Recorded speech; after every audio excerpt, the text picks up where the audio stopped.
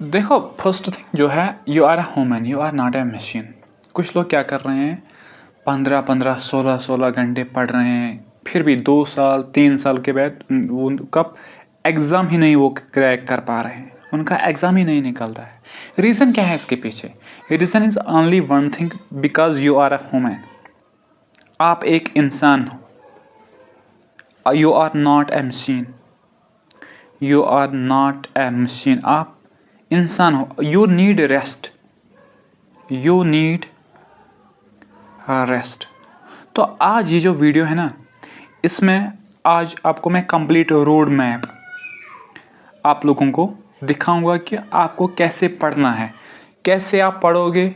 It will help you to crack any government exam. मैं सिर्फ JK SSB की यहाँ पे बात नहीं करता हूँ, कोई भी एग्ज़ाम, चाहे आप UPSC की तैयारी कर रहे हो, SSC, JK PSC, इवन कि नीट वगैरह एग्ज़ाम, जो भी एग्ज़ाम इंडिया में कंडक्ट किया जाता है, तो अगर आपने ये रोड मैप देखा है, ये वीडियो देखा है, तो या तो इस वीडियो को कंप्लीट देखो अगर आप सीरियस हो कि मुझे नहीं ये करना है। वरना अगर आप ऐसे बंदे हो कि मेरा दोस्त गवर्नमेंट एग्ज़ाम के लिए पढ़ रहा है, मैं भी पढ़ूंगा, फिर प्लीज़ मैं आपको बोल रहा हूँ ये वीडियो मत देखो, क्योंकि वो सिर्फ आपका टाइम वेस्ट हो जाएगा। अगर आप सीरियस कैंडिडेट हो, आप ये अपना टाइम अगर आप किताबों के साथ देते हो, फिर भी आपका एग्ज़ाम नहीं निकलता है, तो क्या रीज़न्स हो सकते हैं, क्या काजेज़ है, इस पर आज हम अच्छे से यहाँ पे बात करने वाले हैं, ठीक है।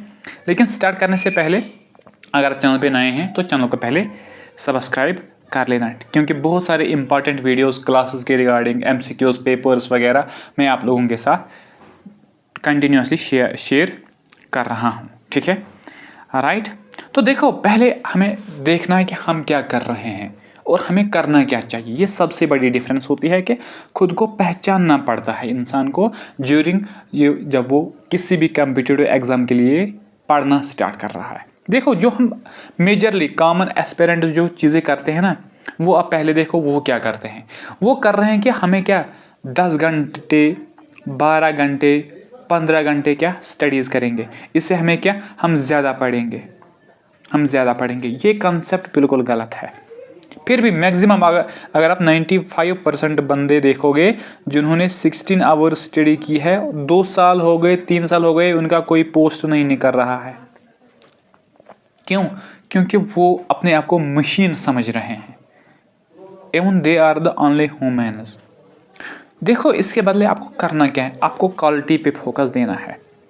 अगर आप 4 घंटे पढ़ रहे हो, 5 घंटे पढ़ रहे हो, लेकिन ये 4 घंटे 5 घंटे इनमें कंप्लीट फोकस रखो। अच्छा, मैं आपको एक एग्जांपल देता हूँ, लोकल एग्जांपल मैं आप लोगों के साथ यहाँ पे शेयर करूँगा।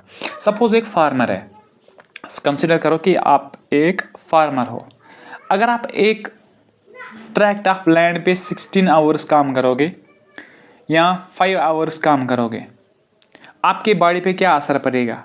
क्या इसमें आप अच्छा पहले करोगे या इस वाले में? आप ओवरऑल एवरेज की बात मैं कर रहा हूँ यहाँ पे। काम तो 16 में ज़्यादा हो जाएगा, लेकिन अगर हम एवरेज क्वालिटी की देखेंगे, वो इन 5 आवर्स में होगी। क्यों? क्योंकि आपकी एनर्जी थोड़ी सी रहेगी आपके खुद के लिए, नेक्स्ट काम के लिए। आपको तो सिर्फ यही एक काम मत करना है। सपोज करो यू आर ए स्टूडेंट, आप पढ़ रहे हो, आपको थोड़ा सा क्या रिलैक्सेशन भी करना है माइंड को। आपको और कोई भी काम हो सकता है, घर का कोई काम आपको कभी पड़ सकता है। तो आपको ऐसे चलना है कि एक तो आपको नॉलेज ग्रैस्प होनी चाहिए और ऊपर से आप सेकंड किसी काम के लिए रेडी होने चाहिए। ऐसे थॉट लेके चलो।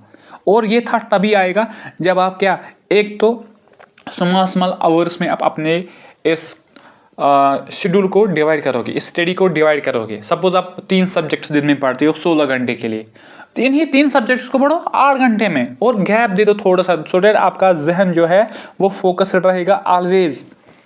खुद पे थोड़ा सा फोकस करो। नहीं पढ़ना ये नहीं होता है, इससे नहीं निकलता है। और सबसे बड़ी बात है कि इंसान की जो पोटेंशियल है वो कंप्लीटली डिफरेंट है। आप मेरे वर्ड्स को समझने की कोशिश करो। हर कोई इंसान सेम IQ का नहीं होता है, देयर इज डिफरेंस, और उस डिफरेंस को समझो और फिर प्लान करो उसी हिसाब से, मुझे चलना क्या है, मुझे करना क्या है। क्यों अपना टाइम वेस्ट कर रहे हो? और मैक्सिमम बच्चे क्या कर रहे हैं, कोई बुक सामने रखी आंखों से पढ़ रहे हैं। आंखों से कहाँ पढ़ना आता है? अगर आंखों से पढ़ना आता ना, फिर हर कोई एग्जाम क्रैक करवाता। आंखों से लोग रिविजन कर रहे हैं, मैंने ऐसे भी बच्चे देखे हैं। That's a completely wastage of time. Next is watching lectures without short notes. और बच्चे क्या कर रहे हैं, सपोज करो यूट्यूब पे आ रहे हैं, लेक्चर देख रहे हैं, क्योंकि सोर्स है, अच्छी इन्फॉर्मेशन मिल रही है यूट्यूब पे, गलत बात नहीं है, यूट्यूब से भी अच्छी पढ़ाई होती है। लेकिन क्या करें बच्चे, सिर्फ यूट्यूब पे लेक्चर देखो। यार अगर आपको कोई सर पढ़ा रहा है, कोई इंपॉर्टेंट पॉइंट पढ़ा रहा है, नोट डाउन करो उसको। ऐसे मत बैठो मुझे आता है, ये है, वो है, विद इन नो टाइम आप ये चीज़ें भूल जाओगे। आपको रिवाइज करना है, उसके लिए मैं आपको टाइम बताऊंगा, आपको कौन सी मेथड यूज़ करनी है वो भी मैं आपको बताऊंगा, और किस तरह आप रिवाइज करोगे मैक्सिमम, वो भी मैं आपको बताऊंगा वीडियो में। लेकिन पहले समझो, सिर्फ लेक्चर देखना नहीं है, you have to make notes बनाओ। जितने नोट्स आप बनाओगे उतना आप सफलता की ओर जा रहे हो। अनरियलिस्टिक शेड्यूल्स, लोग क्या कर रहे हैं, दिन में हमने 16 घंटे पढ़े हैं, 3 दिनों के लिए 16 घंटे पढ़े, 3 दिनों के बाद पता ही नहीं, उठाया बैठ गया, सुबह गया शाम को घर आया, फिर चौथे दिन सोच रहा यार मैं क्या कर रहा हूँ, फिर वो टाइम टेबल फिनिश वहीं पे, फिर नई स्ट्रेटजी, और वो सालों साल स्ट्रेटजी देखता रहता है। तो ये ऐसा नहीं होता है। कॉम्पिटिटिव एग्ज़ाम अगर देखो यहाँ पे समझो, अगर 2 बंदे हैं, सपोज करो एक का IQ हाई है एंड नेक्स्ट इज मीडियम। अगर ये मीडियम वाला कंसिस्टेंटली 6 आवर्स पढ़ेगा और ये हाई IQ वाला रैंडमली 16 घंटे पढ़ेगा, रिजल्ट इसका बेस्ट आएगा, क्योंकि ये फिर किताबों को क्या अच्छे से समझ पाएगा। ये रैंडम वाला, इसके जहन में कुछ और चीज़ें चल रही होती ड्यूरिंग स्टडीज़। देखे हैं बहुत सारे ऐसे केसेस देखे हैं मैंने। और ऊपर से क्या होता है, comparing speed with others destroys focus. बंदे क्या कर रहे हैं, कोई बंदा होता है, यही एग्जांपल ले लो, वो जल्दी कोई किताब पढ़ लेता है, होता है कोई ऐसा कि गॉड गिफ्टेड होता है, और मैं खुद को उसके साथ कंपेयर कर रहा हूँ। अगर उसने दिन में 5 चैप्टर पढ़े, मैंने क्यों आधा ही चैप्टर पढ़ा, और उसे क्या होता है, ये सोचने लगता है यार मैं नहीं कर पाऊंगा, मुझे नहीं होगा, डेट मीन्स डिस्ट्रॉय, यहीं से उसका डिस्ट्रक्शन स्टार्ट होती है। ये हमारे में लोपूल्स है, ये हम कर रहे हैं, ये ही चीज़ें हमें छोड़नी है। हमें क्या करना है, पहले खुद को पहचानो, जानो कि मैं किस लेवल का बंदा हूँ, मुझे किस सब्जेक्ट में कितना टाइम देना चाहिए, मुझे कौन सा सब्जेक्ट जो अच्छा है, ठीक है, इन चीज़ों को पहले जानो। अब जो एक विनिंग माइंडसेट है जिसको हम कहते हैं, जो बंदे को फॉलो करना चाहिए to achieve the goal, to crack any exam, तो फर्स्ट थिंग इज वो कंसिस्टेंसी है। अगर आप 3 घंटे पढ़ोगे, 5 घंटे पढ़ोगे, 6 घंटे मैक्सिमम पढ़ो, लेकिन वो क्या फोकस्ड होने चाहिए। ये 10 आवर, 12 आवर, 16 आवर, इस झंझट से आपको बाहर निकलना है। ये कुछ भी नहीं है, बिलीव मी, ये कुछ भी नहीं है। एक्टिव लर्निंग क्या करना है, कुछ बच्चे क्या कर रहे हैं, अभी मैं बात कर रहा था यूट्यूब पे लेक्चर देख रहे थे, ऊपर से जहन में बाबर आजम की बेटिंग चल रही होती है, विराट कोहली के कवर ड्राइव चल रही होती है, सलमान खान के उसने आज नई मूवी रिलीज़ की है, मेरा दोस्त वो क्रिकेट खेलने गया है, ये चीज़ें चल रही हो जहन में। फिर ये पढ़ाई जाएगी कहाँ, आप मुझे बताओ, वो पढ़ाई जाएगी कहाँ। तो कोशिश करो, जो आप पढ़ोगे, जो आप सीखोगे, उसको राइट करो, खुद अपने जहन में उसके बारे में देखो कि मुझे कितना याद रहा, ठीक है। और स्लोली ग्रेजुअल अब फिर क्या, 0 से अगर आप स्टार्ट कर रहे हो तो थोड़ा सा 0 लेके चलो। डायरेक्टली एक ही दिन में मुझे 3 चैप्टर क्लियर करने हैं, ऐसे माइंडसेट लेके मत चलो प्लीज़ एंड प्लीज़। इससे क्या होगा, आपके माइंड पे बर्डन जमा हो जाएगा, और ऊपर से आपको याद कुछ नहीं रहेगा, और एग्ज़ाम का टाइम आएगा, जब रिजल्ट फेलियर की ओर आएगा, आप डिप्रेशन में चले जाओगे। मैंने इतनी मेहनत की, मैंने 16 घंटे पढ़े थे। अरे यार आपने 16 घंटे पढ़े, लेकिन उसमें 1 घंटा भी पढ़ने के वो काबिल नहीं था। इन चीज़ों को देखो, कॉम्पिटिटिव एग्ज़ाम बच्चों का खेल नहीं है। फोकस्ड रहो, छोटे छोटे टाइम टेबल बनाओ, आवर मैक्सिमम रहना चाहिए, और उसमें भी जो सुबह वाला टाइम है उस सब्जेक्ट को पढ़ो जो ज़्यादा वेटेज देता है। जिसमें आप वीक हो, जो आपको क्या ज़्यादा इम्प्रूवमेंट लाने की ज़रूरत है, और फिर उस सब्जेक्ट पे MCQs भी ट्राई करो। जब आप फ्री टाइम होंगे तो कभी कोशिश करो कि मैं इस पर थोड़ा सा जहन में ही रिवाइज कर लूँ। ये चीज़ें इस तरह अपना ये शेड्यूल आप मानो या टाइम टेबल मानो, इस तरह लेके चलो। Concept mastery. आज बच्चों का क्या है मसला है कि अगर किसी बच्चे ने डिस्क्रिप्शन वाला क्लास देख लिया, यहाँ पे डिस्क्रिप्शन, अरे यार कौन इतना पढ़ेगा, गलत बात है यार। MCQ आपको डायरेक्टली नहीं आएगा। वीडियो देखा, इसमें से टॉप 500 MCQs, मैंने 500 MCQs दिए, इसमें मुझे 499 आ रहे हैं, अच्छे हैं, मैं क्रैक कर लाऊंगा। नहीं यार, ये बिल्कुल गलत है। कंसेप्ट समझो पहले। आजकल कोई भी एग्जाम हो, कंसेप्चुअल पूछा जाता है। वो ज़माना गया, ताजमहल किसने बनाया, अब ऐसा नहीं पूछा जाता है। अब ये पूछा जाता है ताजमहल में आर्टिस्ट कौन था, कितने ब्रिक्स उसमें लगे थे, कितने वहाँ पे लेबर कितने लगे थे, कितना कास्ट। आजकल ऐसा पूछा जाता है। कौन सी पैटर्न फॉलो की थी, कौन कौन से आर्किटेक्चर का या वहाँ पे हमें फ्यूजन देखने को मिलता है, ऐसे क्वेश्चन पूछे जाते हैं। तो डेट मीन्स कि कंसेप्ट पढ़ना आप लोगों के लिए ज़रूरी है, क्योंकि जिसका कंसेप्ट क्लियर है उसकी क्लियरिटी एग्ज़ाम में होती है, और वो फ़र्क भी दिखती है जब मार्कशीट रिलीज़ होती है। Single target. पहले एक काम करो, सपोज़ आपने 2 फॉर्म भरे हैं, JK SSB का एक, SSC का एक। तो जो पहले वाला है इस पे इसी को टारगेट करके लेके चलो। 5-6 के बारे में मत सोचो, वहाँ से ये होगा, यहाँ से ये होगा, वहाँ से। पहले फोकस एक पे करो। अगर आप एक पे फोकस करते हो तो नेक्स्ट एग्जाम का 50% सिलेबस आपको कवर हो ही जाता है। लेकिन हम क्या कर रहे हैं, यहाँ से ये टॉपिक, यहाँ से ये टॉपिक, उसमें भी कुछ टॉपिक्स, इसमें भी कुछ टॉपिक्स। हाँ, मुझे एवरेज प्रेपरेशन होनी चाहिए, एवरेज फिर रिजल्ट भी आएगा। तो पहले एक पे ही 100% दे दो, और उस 100 से आपका नेक्स्ट वाला 50% खुद कवर हो जाएगा। लेकिन क्या हम क्या कर रहे हैं, SSC का एग्जाम है, यहाँ से भी कुछ उठाया, JK SSB से कुछ है, यहाँ से भी कुछ उठाया, तो रिजल्ट कुछ ही आएगा ना। रिजल्ट 100% लाना है, that means we have to be focused on only one exam. आप किसी पे भी वो फिर रहो। और सबसे इंपॉर्टेंट जो बात है, जो आपके पास टाइम है, जो आपके पास टाइम है, इसको डिवाइड करो, इसको डिवाइड करो। मॉर्निंग ब्लॉक का मतलब क्या है कि मॉर्निंग में आप 1 से 2 घंटे पढ़ो, फिर थोड़ा सा आप रेस्ट करो, 30 मिनट्स या 1 आवर भी कर सकते हो, वो इतना बड़ा मसला नहीं है। और फिर थोड़ा सा टाइम लेके फिर 1-2 घंटे पढ़ो। इट डज नॉट मीन मैं आपको बोल रहा हूँ कि एक साथ लगातार 2 घंटे पढ़ो, नहीं, इनके बीच में भी थोड़ी थोड़ी गैप दे दो, 5 मिनट 10 मिनट रिलैक्स होने के लिए, क्योंकि माइंड को रिफ्रेश होना ज़रूरी है, फिर कोई फ़ायदा ही नहीं है। और सबसे बड़ी बात है, जो मॉर्निंग वाला शिफ्ट है, उसमें वो सब्जेक्ट्स पढ़ो जिसमें आप मैक्सिमम वीक हो, जिसमें आपको बहुत ज़्यादा चीज़ों की मेहनत करनी पड़ेगी, क्योंकि उस टाइम पे क्या होता है, ब्रेन हमारा फ्रेश होता है। और जो पढ़ोगे उसके शॉर्ट नोट्स उसी टाइम बनाओ, अब मसला यहाँ पे हुआ कि कुछ बच्चे बोलेंगे सर हमने बहुत सारे सब्जेक्ट्स पढ़े हैं, हमारा एक बुक क्लियर है, इसमें हम प्रेपरेशन कर रहे हैं, हमने ये वाला सेक्शन ख़त्म किया है, अब इसको रिवाइज कैसे करें। जो आपको फ्री टाइम है, वीडियोस देखो, MCQs प्रैक्टिस करो, उस टाइम के बारे में। आपको तो सिर्फ काम पढ़ना है, आपको मत जिम्मेदारी करने के लिए निकलना है, आपको तो पढ़ना है। घर में बैठे हो तो पढ़ना ही है ना, तो टाइम को मैनेज करना सीखो।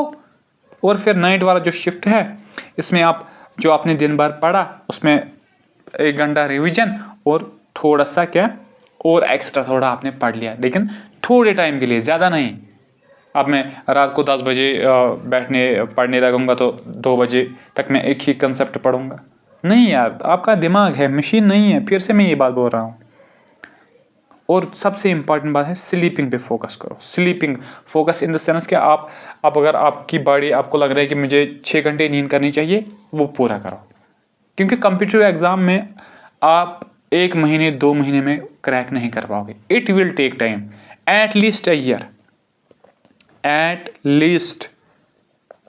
ईयर, मैक्सिमम का तो पता नहीं है, 2 साल भी लग सकते हैं, 3 साल भी लग सकते हैं। इन चीज़ों पे फोकस करो। वो कोई गॉड गिफ्टेड होता है जिसको वैसे 3-4 में इम्पॉसिबल, 3-4 महीनों में इम्पॉसिबल है सिलेक्शन होना। तो सेहत का भी ख्याल रखो। देखो मेरा ये ओपिनियन है, चाहे आप इसके साथ हो या ना हो, लेकिन मेरा एक ओपिनियन है कि इंसान, अगर मैं आज 6 घंटे पढ़ूंगा, ये मैं सुबह भी 6 घंटे पढ़ना चाहूँगा, तभी स्टडी का मज़ा है। वही तो कंसिस्टेंसी है। नहीं मैंने आज 16 घंटे पढ़े, सुबह 2 घंटे पढ़े, ये कौन सा कंसिस्टेंसी है। वो तीसरे दिन आप 1 घंटा भी नहीं पढ़ पाओगे। ये चीज़ आपको नहीं करना है और आपको ये स्टडी रूल डेफिनेटली फॉलो करना पड़ेगा। देखो आपके पास जो टाइम है जिसमें आप पढ़ते हो उसको डिवाइड करो इन 3 चीज़ों में। फर्स्ट जो 70% है उस पर कंसेप्ट बिल्डिंग पे फोकस करो, कंसेप्ट्स पढ़ो, किसी भी टॉपिक के रिलेटेड कंसेप्ट्स पढ़ो, और 20% इन कंसेप्ट को फिर ट्राई करो एमसीक्यूज़।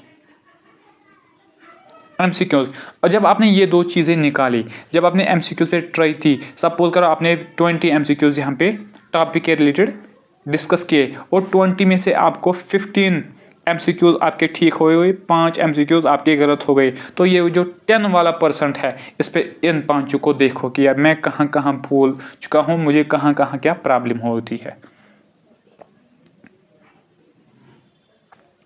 लेकिन हम क्या कर रहे हैं, हम सिर्फ वीडियोस नहीं यार, नोट्स बनाओ। वीडियोस देख रहे हो, उनको नोट्स बनाओ, रिवाइज के टाइम पे वो नोट्स पढ़ो। इससे आपका टाइम भी बच जाएगा, इससे आपको ज़्यादा से ज़्यादा याद भी रहेगा। अपना 100% टाइम आप इन वीडियोस पे वेस्ट मत करो, ठीक है। राइट, यहाँ तक समझ आया। ये चीज़ें आपको डेफिनेटली करने ही करने हैं। नेक्स्ट स्टेप इज़ कि आपको अब चीज़ें याद रखने हैं, आपको अब चीज़ें याद रखने हैं। तो उसके लिए हमसे कौन सी मेथड यूज़ करेंगे। देखो सपोज आपने कोई क्या वीडियो देखा या आपने किसी बुक से स्टडी की, दोनों इम्पॉर्टेंट है, मैं किसी एक को स्किप नहीं कर सकता, क्योंकि आजकल ऐसे वीडियोस भी हैं जो आपको 100% बेस्ट नॉलेज दे रहे हैं, ठीक है। और इस चीज़ को अगर आपने सपोज करो कि आपने एक वीडियो उठाया, सपोज करो एक कैंडिडेट है, उसने एक वीडियो उठाया तो यहाँ से पढ़ना स्टार्ट किया, तो पहले ये जो वीडियो है ना, इस वीडियो को समझो, इसके कोर कंसेप्ट्स को समझो। अगर आप में इस वीडियो के आपको 10% आता है तो 90% आप यहाँ से समझो, और 90% जो है उन पे नोट्स बनाओ, उनको अपने पास रिजर्व रखो। और फिर जब आपने ये नोट्स भी बना लिए, अच्छे से पढ़ भी लिया, फिर 24 आवर्स में फिर एक रिवीजन करो इन नोट्स का, ना कि वीडियो का। आई एम सॉरी, क्या करना है, ये जो वीडियो है इसका रिवाइज आपको नहीं करना है। रिवाइज किन का करना है, नोट्स का करना है, ठीक है। राइट, आई थिंक आपको ये चीज़ समझ आई होगी।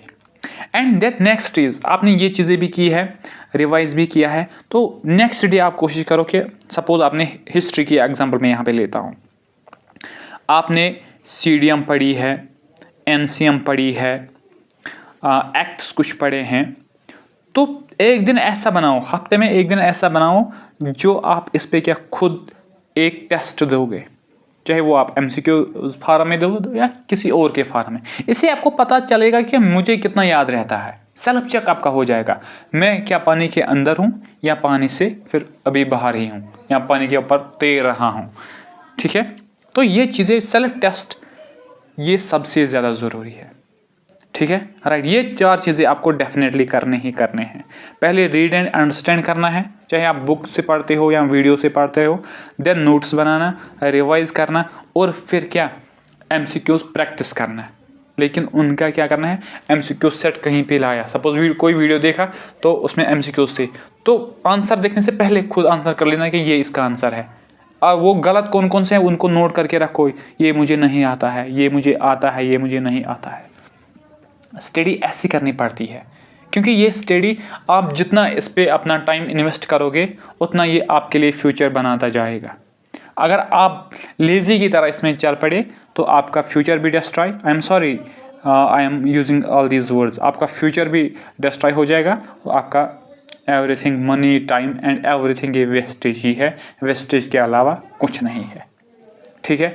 राइट, तो अब ये जो बात है, मैक्सिमम जो बच्चे हैं उनको टाइम टेबल वो तो बनाते हैं, लेकिन एक दिन एक, दूसरे दिन दूसरा, तीसरे दिन तीसरा, चौथे दिन चौथा, पाँचवें दिन पाँचवा, ये नहीं है। स्टिक करना है। आप कोई भी टाइम टेबल बनाओ, उस पर स्टिक रहना है। सपोज आपने टाइम टेबल बना, मैं पर्सनली आपको बताऊँ जो मैं फॉलो कर रहा था, ठीक है। मैं 6 to 7 आवर्स पढ़ता था, ठीक है। और मैं to be honest, very honest मैं आपको बोलूँगा, मैं सुबह फजर के टाइम पे उठता था। फजर के टाइम पे मैंने एक सब्जेक्ट को लिया था फॉर 1 आवर, राइट। फिर थोड़ी सी एक्सरसाइज वगैरह ये चीज़ें करता था। फिर एक और सब्जेक्ट 1 आवर के लिए, कितने हो गए 2।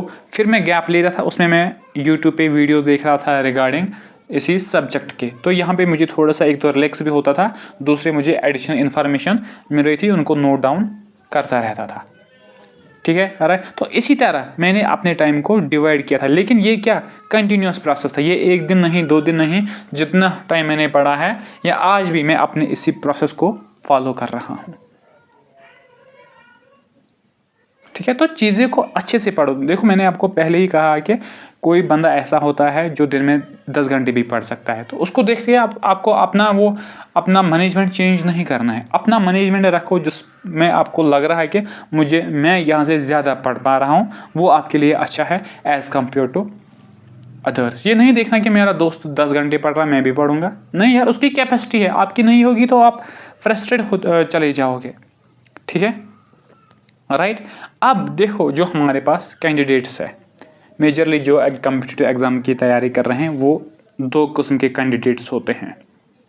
कैंडिडेट्स, एक कैंडिडेट जो फुल्ली होता है प्रेपरेशन करने में, और एक ऐसा बंदा होता है जिसकी रिस्पॉन्सिबिलिटीज़ भी होती है, फैमिली रिस्पॉन्सिबिलिटीज़, लेकिन उसका एक ड्रीम होता है कि मुझे कोई एग्ज़ाम क्रैक करना है। वो यहाँ से तो एक तो प्राइवेट जॉब भी करता है, प्राइवेट जॉब, और ऊपर से स्टडीज़ को भी अपने साथ लेके जाता है। ये अच्छा है। देखो ये बुरी बात नहीं है।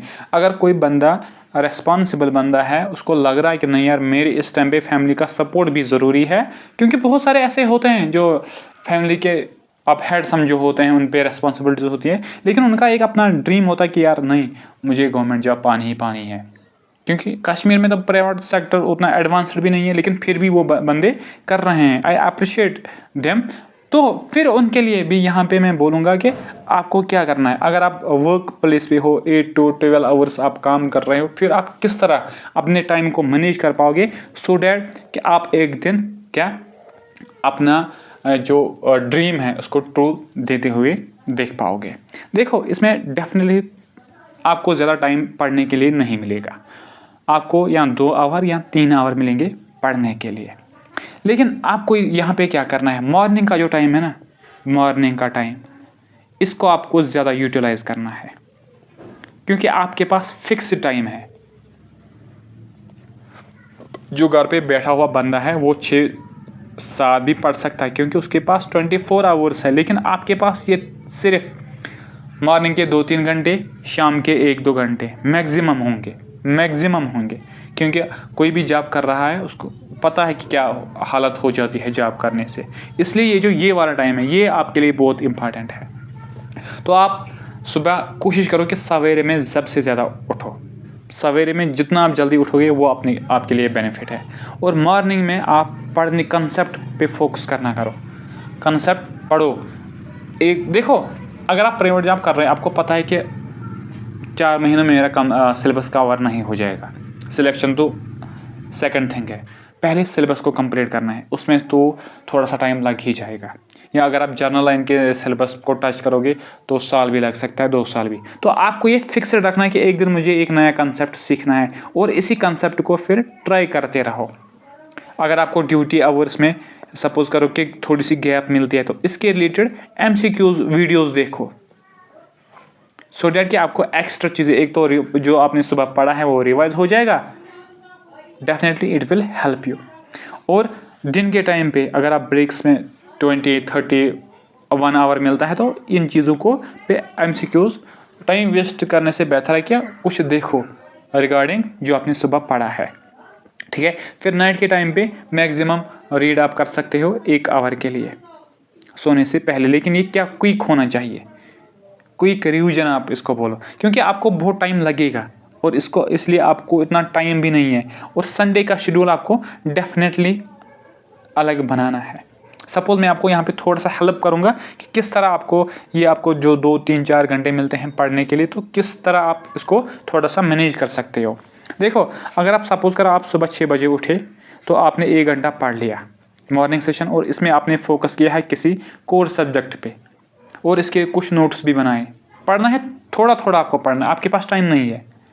फिर आपने कोशिश की कि ऑफिस आप गए काम करने के लिए, जहाँ पे आप काम कर रहे हो, तो वहाँ पे आपको थोड़ा सा टाइम मिला तो आपने MCQs प्रैक्टिस किए, क्योंकि बहुत सारे सोर्सेज हैं, या करंट अफेयर्स देख लिए।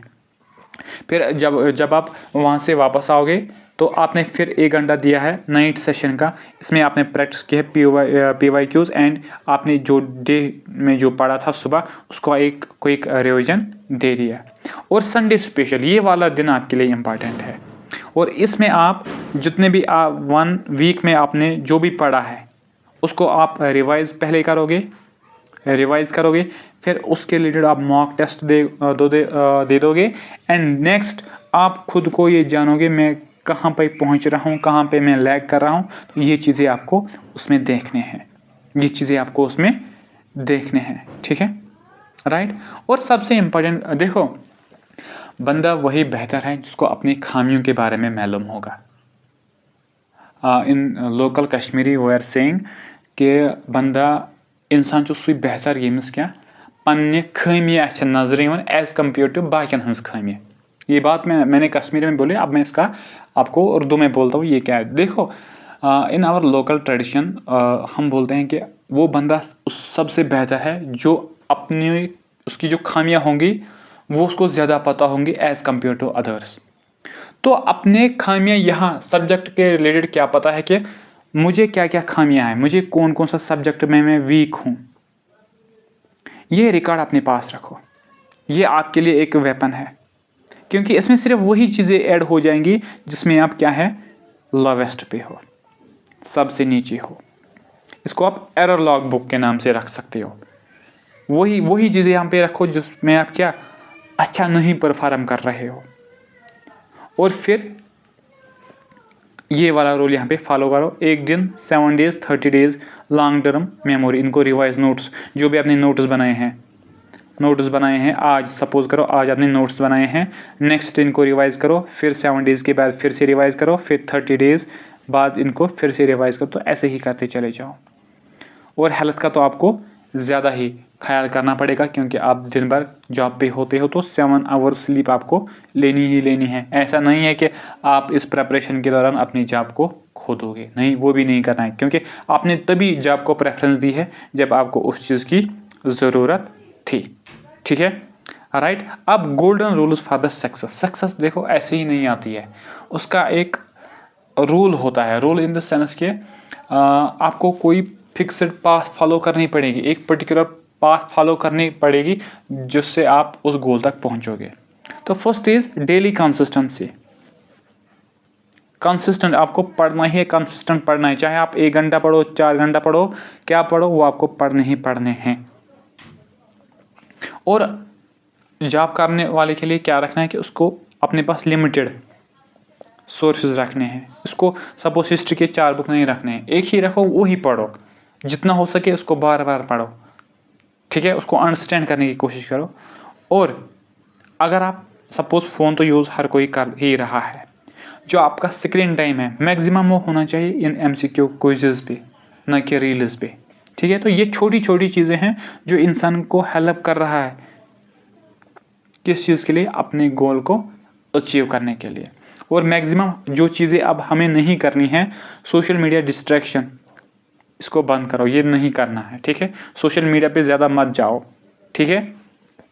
स्टडिंग विदाउट डेली टारगेट्स, हमें क्या टारगेट रखने हैं अपने पास, टारगेट्स हमें बनाने हैं, दिन का मुझे कितना पढ़ना है, ये टारगेट बनाओ, अपने पास टारगेट रखो। Books hoarding syndrome, collecting 10 PDF books without completing even 1। देखो ऐसा नहीं करना कि मेरे पास 1000-2000 किताबें होनी चाहिए तभी मैं निकालूंगा। अगर आपके पास एक ही बुक है, एक ही बुक को पढ़ो।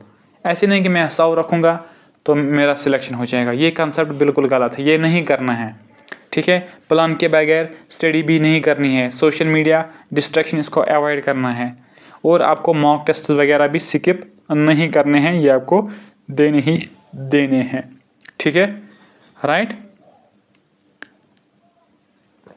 तो अब मैंने आप लोगों के साथ बहुत सारी बातें की है, तो अब तक आप जिस हिसाब से पढ़ रहे थे, आप ये देखो क्या मैं सही रास्ते से पढ़ रहा था या नहीं। अब ये समझो कि आपकी आज नई शुरुआत है, आपकी आज नई शुरुआत है। तो पहले आप गोल सेट करो, मैं किस एग्ज़ाम के लिए पढ़ रहा हूँ।